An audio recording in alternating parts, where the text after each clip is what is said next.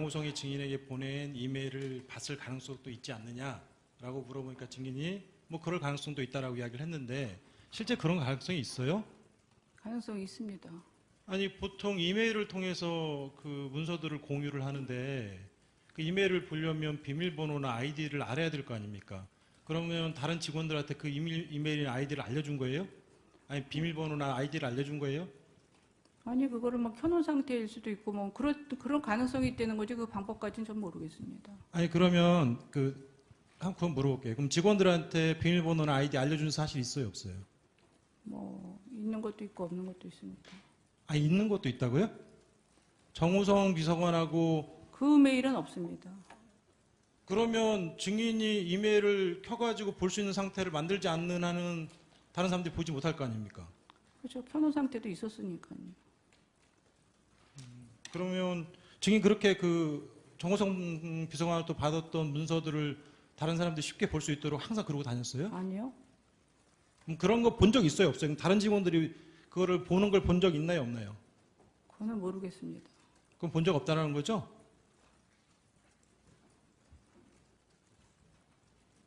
그거는 모르겠다고 얘기하지 않았습니다. 그래, 알겠습니다.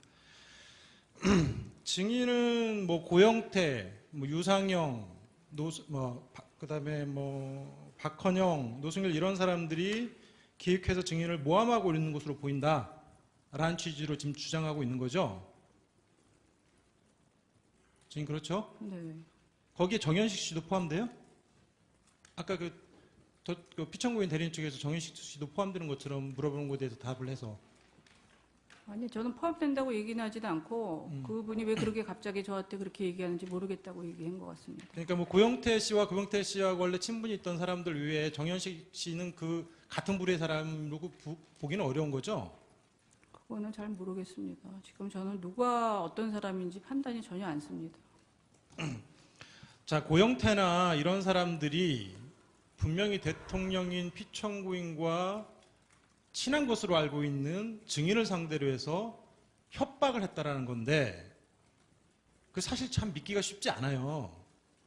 대통령이시면 우리나라 최고의 권력자시고 수사기관을 충분히 동원을 할 수 있는 막강한 권력을 가지고 계신 분인데 그런 분하고 가까운 증인을 협박했다? 자, 쉽게 이해가 안 되는데 그거 어떻게 생각하세요? 쉽게 이해가 안 가도 사실입니다. 그래요? 네. 알겠습니다. 그 2014년 내지 2015년경에 고영태 씨가 최순실 게이트 운운하면서 증인에게 도와달라고 했다라는 거죠? 그렇습니다. 그럼 증인에게 그 도와달라고 하면서 사업도 좀 도와달라 하고 좀 돈도 좀 빌려달라 하고 뭐 이런 식의 부탁을 했었나요? 그랬습니다. 구체적으로 그 어떤 식으로 협박하던가요? 한번 좀 이야기 좀 한번 해보세요. 그 얘기는 지금 할 수 없습니다. 왜요? 아니 최순실 게이트 운운하면서 증인을 협박했다라는 건데 그 구체적으로 이야기를 한번 해보세요. 왜냐하면 그 사람들의 그 뒷배경, 동기, 증인에게 불리하게 말을 하는 그 동기가 의심스럽고 아주 불순하다는 거 아닙니까? 그럼 그걸 정확히 말씀해 주셔야죠. 그거는 그 사람이 그 이메일을 메시지를 보낸 게 있으니까 전화기를 한번 감청해 보시면 아실 겁니다. 여기서 전화기를 어떻게 감청하나요? 증인이 검찰 그거를 측에 얘기를 하면 증인이 협박을 받았기 때문에 가장 잘 생생하게 아실 것 같아요. 아니 제가 게이트를 한다고 얘기하지 않았습니까? 전체적인 기억은 확실히 안 납니다 지금. 그거는 확실히 받은 겁니다. 주인 그러면 그때 당시에 고영태나 뭐 이런 사람들을 공갈이나 협박으로 수사기관에 혹시 고소하거나 수사 의뢰하지 않았나요? 안 왔습니다. 왜 안 했죠? 아까 증인편에 의하면 살살 달래가면서 진행했다라고 이야기를 했어요. 왜 살살 달래죠? 증인이 아무런 이유가 협박당할 아무런 이유가 없는데 왜 살살 달래가면서 일을 진행한 거예요? 그거는 그렇게 얘기하시면 안 될 것 같습니다. 아니 증인의 표현이 약간 아니 살살 달래가 게이트를 만들겠다고 그러고 이런 일에 대통령 일이 이렇게 뭐 옷 만드는 것까지 지금 문제가 되니까 그런 문제들을 갖고선 그런 걸 얘기를 하니까 그렇게 된 거죠. 증인 그때 2014년, 2015년도는 현재 일들이 언론에 나오기 전의 상황이에요. 아니 그거는 아니에요. 2015년도 그쪽은 이 언론 상황은 상관없이 그렇게 얘기를 했다니까. 그러니까 왜 증인이 살살 달랬냐고 전 물어보는 거예요. 아니 살살 달랠 이유가 없는 거잖아요. 만약에 증인이 소위 요즘에 논의되고 있는 언론에 나오고 있는 이 지금 헌법재판소에서 논의되고 있는 이 일들에 대해서 부끄러움이 없다라고 하면 증인이 달랠 이유가 없잖아요. 아니 부끄러움이 없습니다. 그런데 그거를 가지고 문제 삼고 싶지는 않았습니다. 구체적으로 어떤 것들이에요? 그러면 어떤 것들이 외부에 알려지면 좀 문제가 될 거라고 생각했어요. 그거는 말하고 싶지 않습니다. 증인이 그렇게 이야기를 하면 증인의 말을 믿기가 어렵잖아요. 지금 잘 설명해 주셔야 다 이해를 할 거 아닙니까?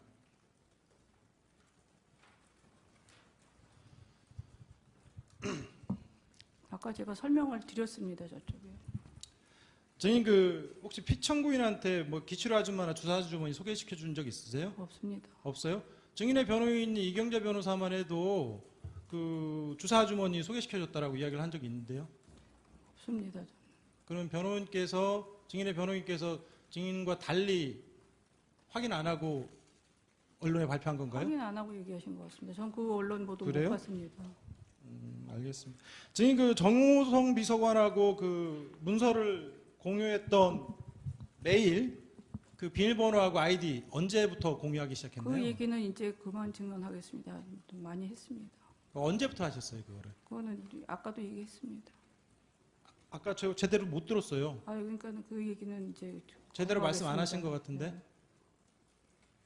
언제부터 공유했는지 그것 좀 시기 좀 이야기해 주실 수 없나요? 네, 지금 기억이 잘 안 납니다.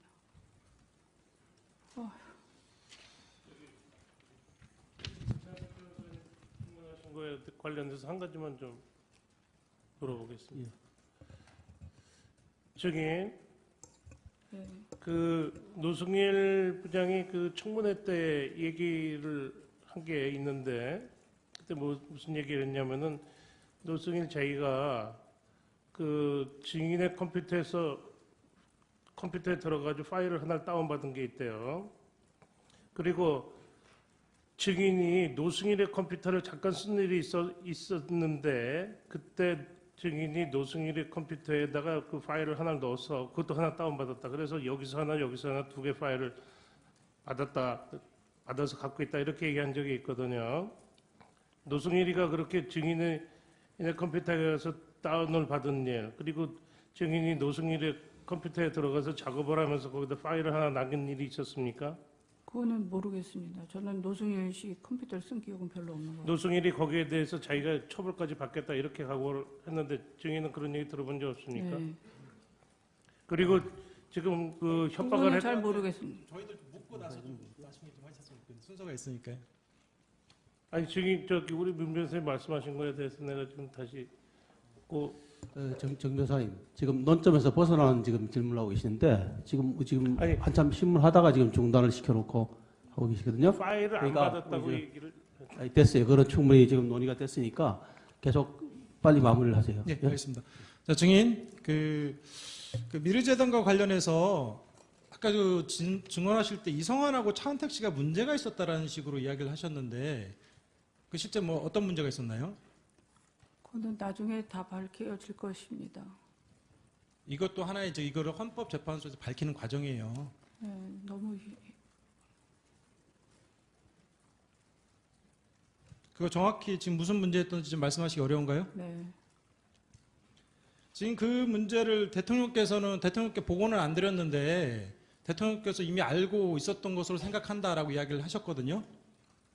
그것도 맞나요? 모르겠습니다. 그렇게 얘기했는지. 알겠습니다. 마지막으로 하나만 또 묻도록 하겠습니다.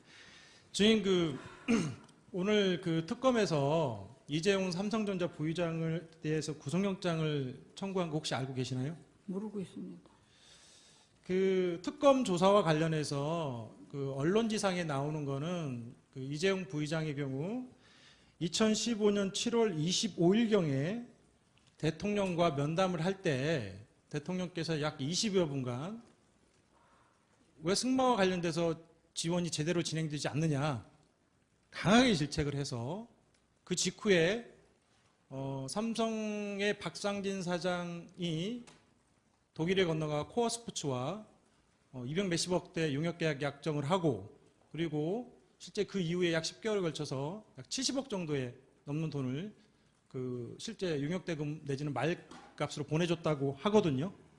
혹시 그 내용 들어본 적 있어요? 무슨 내용이에요? 방금 말씀드린 거. 내용 들어본 적 없습니다. 그리고 270억이라는 거는 그 가상 금액이지 그 사람들이 집행할 저 의지도 없다고 아까 말씀드렸지 아니요. 않습니까? 그러니까 뭐 이렇게 계약서 내용을 말씀드리는 거예요. 그리고 근데 그러면서 자기들은 대통령이 강하게 압박해가지고 어쩔 수 없이 한 자기들 이거 삼성 측의 주장입니다. 강하게 압박해가지고 어쩔 수 없이 한 공갈의 피해자다. 뭐 이런 취지로 주장하거든요. 그거에 대해서 어떻게 생각하세요? 그거는 모르겠습니다. 그 사람들의 주장이니까. 그러면 피해자 아니면은 사전에 그 대통령하고 피청구인하고 삼성 측하고 어느 정도 논의가 돼가지고 진행이 됐다는 건가요? 그렇게 물어보시는 건 아닌 것 같습니다. 아니 그거에 대해서 대답을 하시면 돼요. 제 질문 취지에 대해서 또 뭐라고 하지 마시고 대답하시면 돼요. 질문 취지를 잘 모르겠습니다. 무슨 얘기인지. 아니 삼성 측에서는 마치 공갈의 피해자처럼 이야기를 해요. 근데 그분들이 얘기한 걸 제가 뭐라고 얘기를 할 수가 있습니까? 잘 모른다? 네. 예, 알겠습니다. 이상입니다.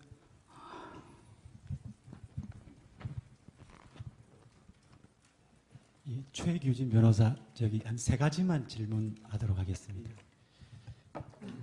증인 아까 자꾸 엮였다는 말씀을 많이 하시던데 제가 어디서 들어봤나 했더니 우리 대통령께서 연초 기자회견 하실 때도 그런 말씀을 쓰신 것 같아서 또 혹시 뭐 교감을 했나 잠깐 의심했는데 그거는 뭐 아닐 거라고 믿고 증인 검찰 수사 받을 때 폭행 협박 이런 입에 담을 수도 없는 말을 많이 들었다고 했는데 저희가 증인이 검찰 수사에서 진술했던 내용들 오늘 증언했던 내용들 열심히 듣고 읽었는데 거의 다르지는 않거든요.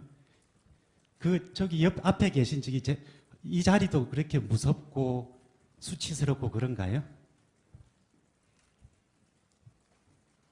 그렇습니다. 뭐 대답 안 하셔도 상관없습니다. 예. 그다음에 의상실 신사동에 있는 의상실에 대해서 하나 여쭤보겠습니다.